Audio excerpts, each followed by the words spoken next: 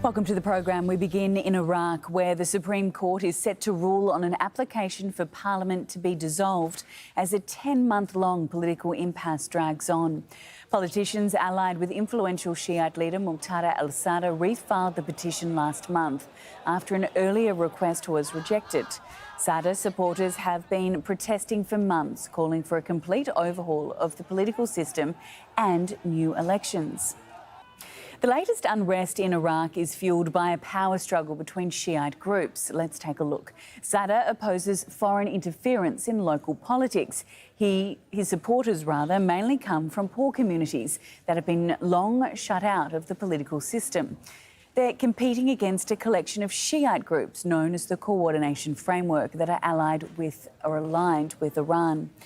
Both sides have military wings with thousands of members. Some of them have been involved in recent street fighting in Baghdad.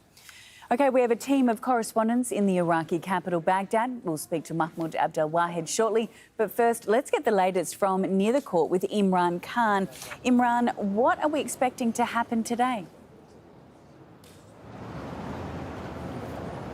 Well, the court should have met about an hour ago. We don't know whether they have actually begun their deliberations. It's interesting, this particular court hearing isn't being televised. No media is allowed. This is about as close as we're going to get. Just to give you some geography.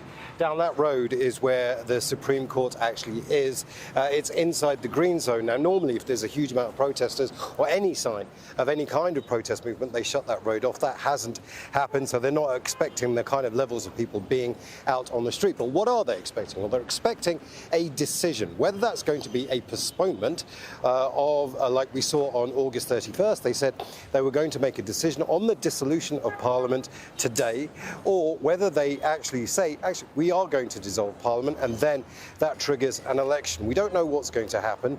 Last time on August 31st, they met for about 90 minutes before making the decision to postpone, so they have a little bit of time if that's anything to go by. But yes, we're waiting like many others here in Iraq, for the Supreme Court to make the decision. I'm not a gambling man. I don't have a crystal ball, but according to lots of people I've been speaking to, it's likely that there may well be a postponement simply because there is a religious commemoration going on called Arba'in, which comes to an end on September 17th. All of the Shia political blocs have said they're not going to take any action until September 17th. What that looks like, we don't know.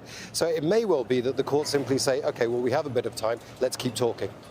All right, we'll make sure you keep us across that. Imran Khan, live for us in Baghdad. Let's cross live to Mahmoud Abdel-Wahed. Mahmoud, you've covered the recent protests where Sadr supporters have taken to the streets. What's it like where you are, and is that likely to happen today, do you think?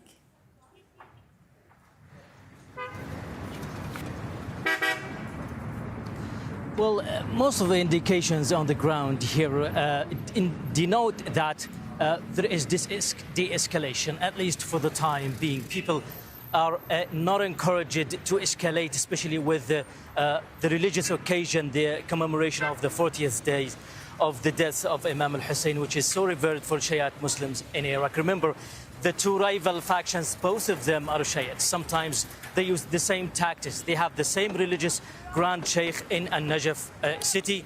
So it's a very special and revered occasion for them. So what has been happening is that there is some kind of common feeling, apparently, between all the rival factions to keep it calm, at least for the time being, until the Arba'in, which is going to be around the 20th of this month. Meanwhile, there have been voices.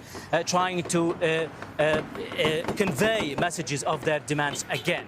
Yesterday, a number of political forces, activists, and also protesters who took part in the last week's demonstrations gathered, and they formed what they consider some kind of a political alliance. They called it the Iraqi stance.